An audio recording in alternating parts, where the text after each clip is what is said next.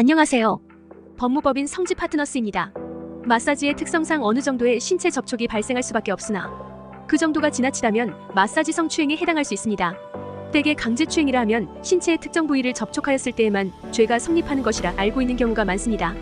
그러나 추행은 상대방의 의사에 반하여 성적 수치심이나 혐오감을 불러일으킬 수 있는 모든 신체 접촉을 행위를 말합니다. 즉 범행의 정도가 심각한 수준이 아니라 하더라도 강제추행죄가 성립할 수 있다는 것을 뜻하는데요. 여기서 성적 수치심이라 하는 것은 피해자의 주관적인 생각을 반영하게 됩니다. 마사지업소는 밀폐된 공간에서 무방비 상태로 시술을 받다 보니 피해자 측에서는 가벼운 접촉이라 하더라도 크게 반응할 수 있어 의도치 않게 혐의를 받을 수 있습니다. 그러나 마사지업소의 특성상 마사지를 받는 구역은 탈의를 해야 하기 때문에 CCTV를 설치하지 않고 있어 무리를 해소하는 것이 쉽지 않습니다. 또한 둘만 있는 곳이다 보니 다른 목격자도 없어 객관적인 증거를 확보하기 어려운 때가 많아 억울한 사례들도 존재합니다.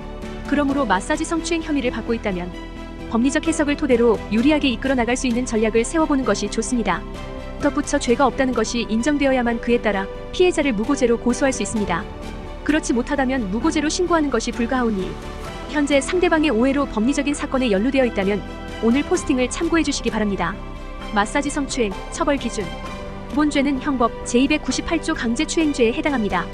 폭행이나 협박으로 다른 사람을 추행한 사람은 10년 이하의 징역 혹은 1,500만 원 이하의 벌금형을 선고받을 수 있습니다.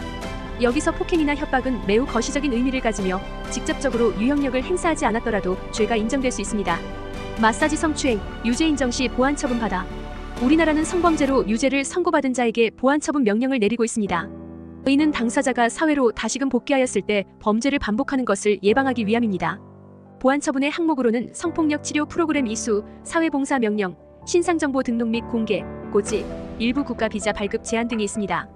간단한 사안이라 생각할 수 있으나 신상정보 공개 명령을 받게 된다면 성범죄자, 알림이 센터를 통하여 본인의 얼굴, 정면, 좌우, 죄명, 키, 거주지, 전자장치 부착 여부가 모두 드러나게 됩니다. 게다가 이 정보는 한 번 촬영하여 업로드하는 것이 아니라 매년 경찰서에 직접 출석하여 다시금 재촬영해야 합니다. 마사지 성추행. 사건의 특성상 구체적인 증거가 부족한 경우가 많습니다.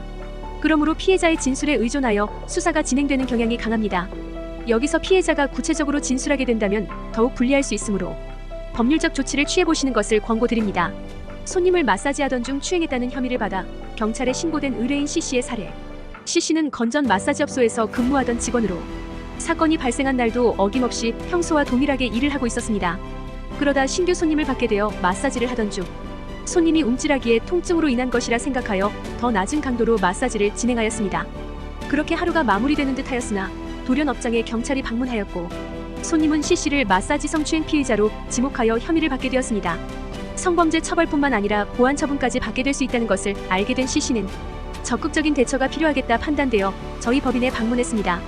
이후 법률 대리인은 C씨와 초기 상담을 진행하였으며 이 과정에서 사실관계를 파악했습니다. 그런 다음 곧 있을 경찰 조사 자리에서 경찰이 질문할 수 있는 내용을 알려주었습니다. 사건이 송치된 이후에도 검찰 측의 사건이 발생한 당일의 내부 상황, 신체를 접촉한 것은 마사지의 한 기법으로 상대방을 추행할 의사가 전혀 없었음을 구체적으로 주장했습니다. 이번 사안을 담당한 검찰 측은 이 내용을 인정하여 C씨에게 무혐의 처분을 내렸습니다.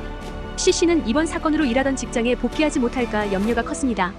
그러나 혐의 없음 처분을 받아 걱정하던 부분을 해소할 수 있었습니다. 다양한 형사사건 중 성과 관련한 범죄는 특히나 더 이슈가 됩니다.